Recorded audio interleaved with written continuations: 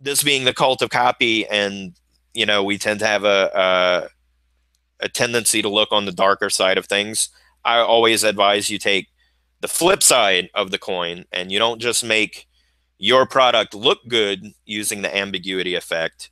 Use the ambiguity effect to also make all the competing choices look worse.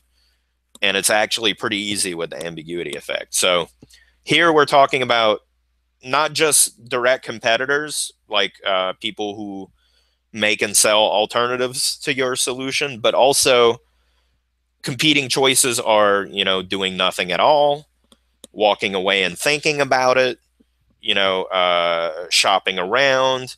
I got to talk to the wife. Basically any objection that would have them walk away from agreeing to the sale that's in front of them right now could be considered an alternative choice to buying, right?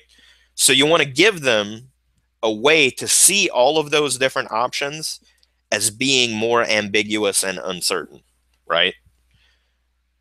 What that does, again, is it creates a counterpoint to what we did before, where we were making your choice seem like it had more information, more facts to back it up. See, I just did it again. I typed it in wrong when I went to sleep. So how do you add confusion and uncertainty to the choices that you don't want your audience to make? A few ways we can do it. First, do we know who created the solution? What's its pedigree? What's its history?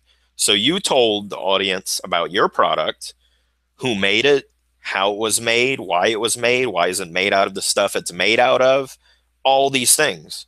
Do they know that about the competing products? Probably not off the top of their head. Maybe they could go research that kind of thing online and find out if you wanted. But remember, we're talking about a decision that's right in front of them. You laid out all this information. It's already there. Side A is way more heavy than side B on that. Now, they could run off and go research side B and try and even it out, but we don't want them to. We just want to point out all the things that they don't know about the other choices out there. So not just your competitors, but obviously it's very easy to make the choice of doing nothing about this problem that they have feel like very uncertain, very ambiguous, right? Maybe things will stay exactly the same, which is not great, but they don't hurt. But maybe things will get worse. The problem you have will somehow, compound in some way.